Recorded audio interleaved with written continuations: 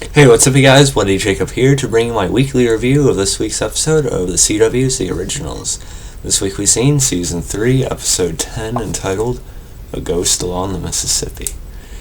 And if you guys seen my Vampire Diaries mid-season premiere review, you guys know I was a little bit underwhelmed by it, even if it had a couple of good points. But this mid-season premiere of The Originals definitely brought it back for me. This was a great episode.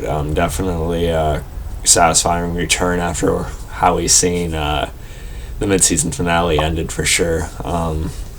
We got a lot of answers, but also some, really nice setup for the rest of the season too, I think.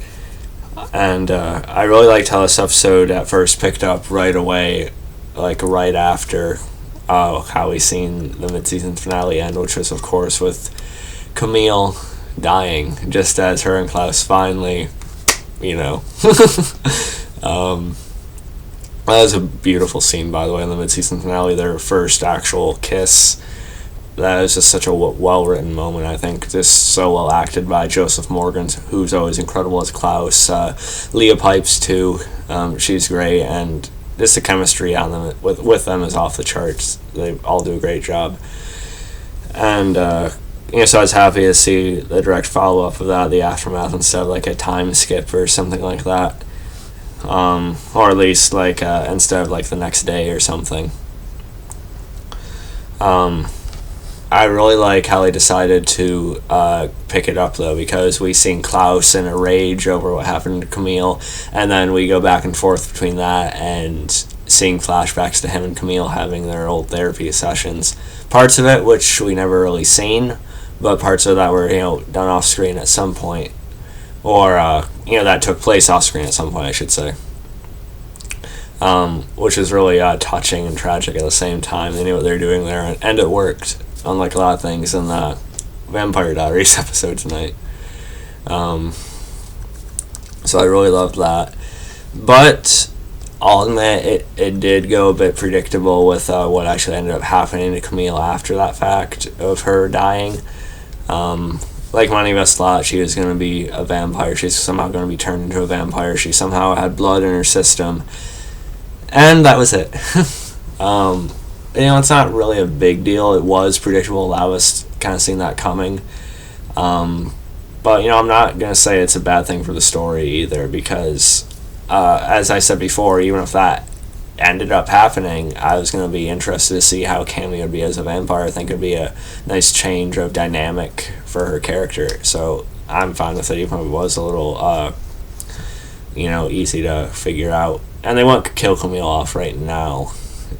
So even though it was easy to figure out, I'm still happy where they could be going with it for the story. So I liked all that. We see that Aurora actually, obviously planted the blood on her and basically compelled her to take it after before she slit her own throat, I should say. We didn't see that part in the actual episode, though, but they had to leave that out to keep us guessing, or, sort of. So that part was good. And, of course, throughout the episode, we see Cami struggling, with, these heightened emotions. Klaus is trying to settle her down, but, of course, any new vampire is going to be just a flurry all over the place. She's dealing with the emotions, which are actually causing her physical pain until she completes her transition. And she's also debating in her own mind whether or not she is going to feed or if she's just going to let herself die. Like she says to Klaus later on in the episode. I have the lines down correctly, but basically it seemed like she wanted to die while there was still a part of the person she is proud of left, instead of having those dark sides of her that she's talked about briefly, unleashed and just put out there that she would just hate herself for eventually. So you really got both perspectives. And the whole idea is that, if Klaus really cared about her, he'd let her make her own choice instead of trying to, pressure her into taking the blood, or even probably end up forcing her or something like that. But, I get Cami's side of it, obviously, but Klaus, he still has a little bit of a selfish nature in a way, even as much as he has changed, which he has a lot. It's been some of the best character development I've ever seen with him. But, he still has that selfish side of him that doesn't want to let go. But even with that, I don't want to just call him selfish because I get it too. You wouldn't want to just let someone die like that, and I sort of get his reasoning for it too, because he thinks that even though this may seem like a dark and brutal and violent existence that could change her, at least she'd have a chance. He thinks she deserves that chance to live in any form. So you can really understand both sides in their own ways, I think. So I thought that was pretty cool, pretty well done. Again, great acting from both of them. Let's see. Haley and Jackson are captured by Tristan. And this part is actually pretty surprising, but we'll get to that in a second. Of course, that Haley and Jackson were captured, because the Michelsons are currently holding Aurora. And I'm sure a lot of us were eager to see, Klaus just completely tear Aurora apart, which he wanted to do. But of course, Elijah, convinced him to use her as a bargaining chip, at least for now, to get back, Haley and Jackson, but mainly Haley. And what basically took place with Haley and Jackson is, I'll say it, Jackson was killed off. So that was pretty surprising. He's not one of our main characters. He is really a supporting character. And as I've said many times, he is really sort of the original's version of Matt Donovan in a way. Not the version of Matt Donovan, but sort of like their own Matt Donovan. Someone who's likable, but they haven't really done much with the character. Although I will say he was a bit more badass in moments than Matt is. But, he was likable, but, he wasn't really one of the more interesting characters that we need around or anything. He was really just playing a jam in the whole Haley and Elijah thing, too. So, that's out of the way. But, even if I wasn't, in love with the character or anything, he was an okay character. But I will say his death scene was handled really well. Even I was surprised, so I didn't necessarily see it coming midway through Season 3. I didn't think he should survive the whole series, but I didn't necessarily expect him to die here either. So, in a way, that wasn't completely predictable either. But what really made the death scene great was Phoebe Tonkin's acting. As Haley, her acting, showing the grief and emotion of it all. She just did a phenomenal job in the scene, I think. Really almost stole the episode if it wasn't for the Klaus and Haley. The Klaus and Camille dynamic that they had going throughout. Still, really well done performance there by Phoebe Tonkin. I'm just gaining more and more respect for the character, and, maybe not. Well, that's a debatable road, but I'm just liking the character more lately, and Phoebe Tonkin has really shown herself to be a very capable actress, and she did great here. Klaus ends up, putting Camille behind this magical barrier, so she would basically just, with all this blood, so she'd basically be tempted to feed. But Freya actually frees her, not just to give her a choice, but also to put her in a little plan that occurred at the end of the episode, which I'll talk about in a minute. Talked about the Aurora for Haley trade they're trying to set up, and that whole scene with Klaus and Elijah meeting Tristan at the end, with all the Strix surrounding them. I was ready for a big fight scene. We didn't really get it, but, the way they did it was pretty clever anyway, I think. And, in a way, we were supposed to believe that the Strix had numbers. But really, we've seen Klaus, take out quite a few enemy vampires by himself. And yes, when we see him do that, they weren't necessarily as strong or as experienced or Elijah sort of trained as the Strix are. But still, sometimes I think they do weaken Klaus a little bit to make it convenient for the plot.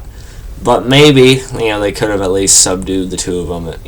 Obviously they can't kill them. So it's kind of debatable whether they could have actually stopped Klaus and Elijah there or not, I think. If they really went all out. I'm not sure if they really could have, especially with Klaus. But either way, I like the way they did it, despite that there wasn't really any violence with it. Freya ends up helping to pull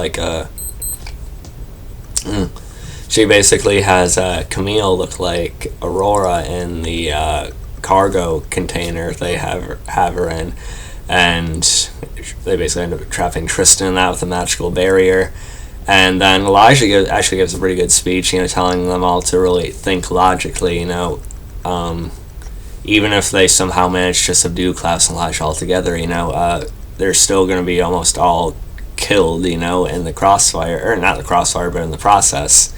So they'll really almost be out of members. And they actually listened to him, and Tristan was getting frustrated and stuff, and they actually stood down, which was cool to see. Marcel was there too, but we know where his loyalties lie. Like he and Elijah talked about at the end. He didn't know that Haley was going to be put in that situation and stuff like that, and he would have told him ahead of time. So that part was fine. So I like how Elijah and Klaus pulled that off. And then we see, with all Camille's talk, she actually ends up feeding on Vincent because she, at that moment, believed that she could continue to make a difference like her uncle did, sort of carry on his work. So she feeds on Vincent after the two sort of have a heart-to-heart moment as friends. But she waits for Klaus upon his return, and she has that dark attitude we see a lot of the new vampire characters have, or at least the characters that become vampires, midway through the show or something. She has that darker attitude about her. She's obviously going to have a feeding problem and trouble grasping it. We've seen stuff like that before, where they've kind of gone off the hinges for a while with characters just turning into vampires. So it's not anything really exciting, but I'm still liking that we're seeing this dynamic with Cami. I think it could be really nice with all the psychological sides to her character. It looks like Klaus is going to like it for a while, but he's also going to realize this isn't who she is and he needs to do something about it. So we'll see how that goes.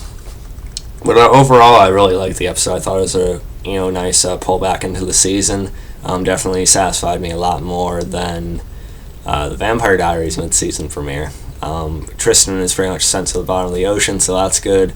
Aurora is still out there because someone freed her, so it looks like they're going to be delaying Klaus's vengeance on her for a while longer, but we'll see where it goes. She's not going to survive the season, but they're just prolonging it a little bit longer.